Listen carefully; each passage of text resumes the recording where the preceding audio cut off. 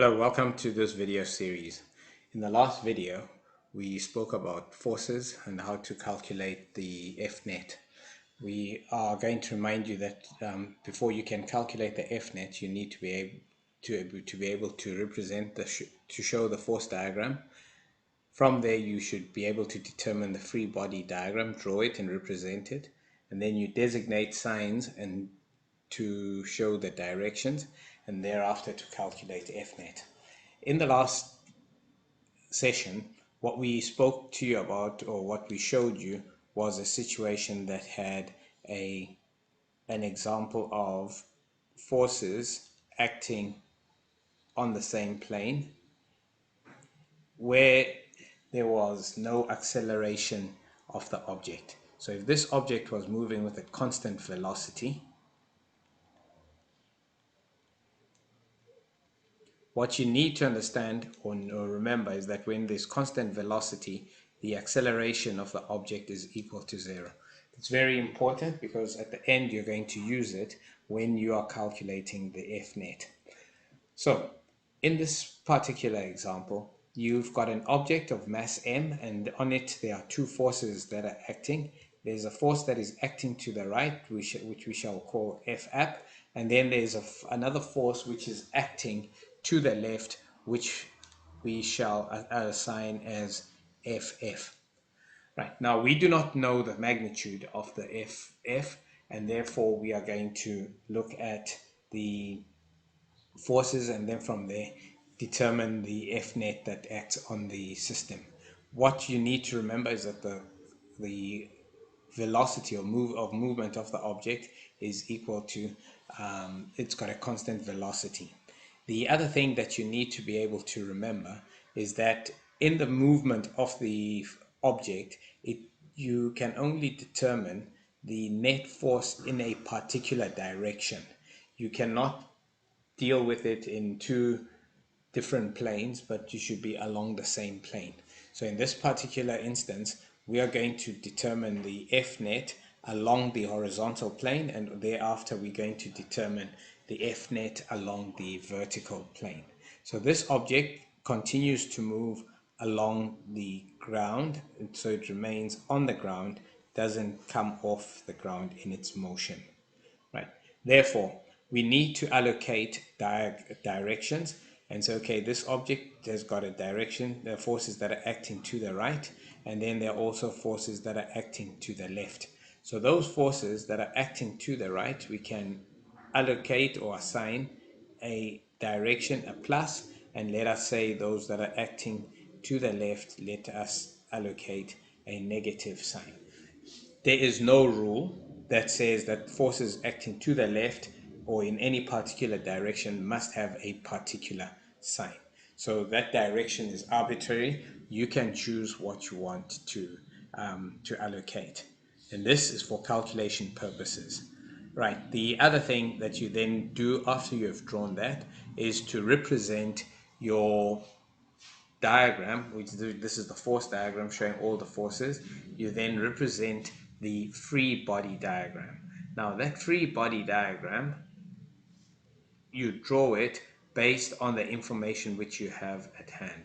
So on the free body diagram, what you're going to do is you take a pencil and you draw a large dot, or it's just a sphere like that. And that sphere is going to represent the object, and then there are forces that are going to act to the right. So the first force, which is your F-app, we draw it using your ruler and you show it on the diagram, and you must also label it. And then you need to also represent the other force that you've been told is acting in the same plane but in the opposite direction, and we know it as FF. There are forces also that are acting in the vertical plane. The forces that act in the vertical plane are your F normal, and your normal force, or which is your F normal, is a force that acts at 90 degrees to the surface. And there is the other force that counters that F normal, which is the Fg. That is the force due to gravity acting on the object, which is the same as the weight of the object. The Fg and the F normal we shall discuss, because these are forces in the vertical plane. We shall discuss after we've discussed the horizontal plane forces. We also reminded you that the direction to the left is going to be negative, and then the direction to the right we said was going to be positive. So when you are then going to calculate the Fnet, we said to you, okay, you look at all the forces that are acting, and you look at the horizontal forces, and we said to you that the Fnet is the sum of all the forces taking into consideration their directions. So here we've got forces acting to the right, so it's your F plus your force that is acting to the left, which is your negative F. And this is going to be equal to your MA, mass times the acceleration, and in this case the acceleration is equal to 0. Therefore, your FAP minus your FF is going to be equal to 0, because your A is equal to 0 as given in the condition. And thereafter you are able to then work out the FAP or the FF of the system, and this is what we were able to determine. We're able to then say that the FAP, when the system experiences no acceleration, is equal to your FF. So your forces to the right are going to be equal to your forces to the left. So that is what you would get. And then in the vertical direction, you can allocate signs and say, okay, forces going upwards, you can say it's positive, and then forces acting downwards is going to be negative. So in the vertical direction, you would have your Fn plus your minus Fg is equal to Ma in the vertical direction. And therefore your Fn minus your Fg is equal to your 0. Why? Because there is no acceleration in the vertical direction, and therefore the Fn is going to be equal to Fg in the vertical direction. So that is what you would work out and find out as the calculation of the net forces that are acting on the object, as shown in the condition in the diagram below. This is what you need to be able to do, and you should be able to work out the Fnet. In the second example that I'm going to show I'm going to show what happens then if you have an object that is accelerating at a given value. So in this example number 2, you have an object. Let's say it's an object of mass 2 kgs. This object has a force of 15 newtons acting to the right, that is pulling it. There is a force that acts to the left, and that force is equal to 7 newtons. And you want to calculate what the acceleration is when this object moves, and in which direction is it going to move. So the next thing that you are asked to do is determine the acceleration for a situation that looks like that. So the first thing that you're supposed to do is you are to draw the free body diagram.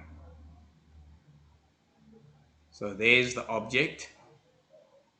This object is represented by a dot, and then you use your ruler to show the forces that are acting. So this is the applied force, which is equal to 15 newtons to the right, and then you have a resistant force which is 7 newtons. Let's call it, maybe, let's say it's the friction, FF, which is equal to 7 newtons to the left. And then we choose what the directions are going to be, direction to the left, and what sign we're going to allocate to them. So that direction to the left, we can choose again, like we did in the previous example, let it be negative, and then the direction to the right, let it be positive. There is also the Fn, and there's also the Fg acting downwards. So these are all the forces that are acting on the object.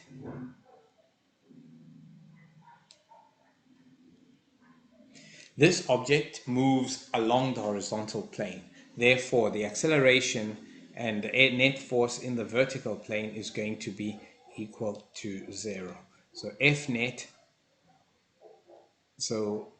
vertical, so you need to identify what you're talking about. And the Fnet is going to be Fn minus Fg is equal to Ma, and that Ma is equal to 0, which is equal to 0. So your Fg, your Fn and Fg are going to be equal because there's no acceleration in that direction. And then along the horizontal, what are we going to do? You look up, you add the sum of the two, and then it's going to be equal to Ma. Important that you always write that your Fnet is equal to Ma. So it's going to be Fap plus minus Ff is equal to Ma.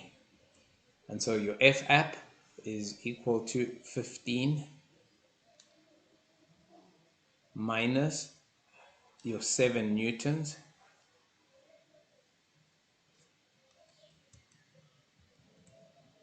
is equal to the mass of the object is 2 kgs, and then the acceleration is what you do not know, that is what you are looking for.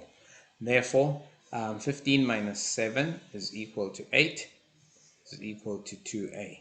So now to calculate your 2a, you just simply determine that a by dividing both sides by 2,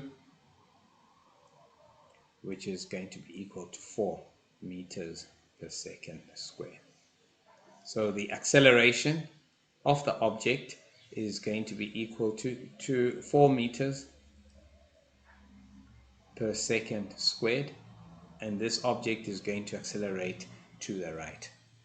So that said, that is how you calculate your Fnet. What is important? The important thing is that you write your Fnet equation as being equal to the sum of all the forces that are acting, and this is equal to Ma. That is an application basically of Newton's second law. In the next video, I'm going to talk to you or show you how to calculate the Fnet when there are forces that are acting at an angle to a direction of motion. So if you enjoyed or if you learned something, please subscribe, like, and share this video. If there are comments, please leave the comments below.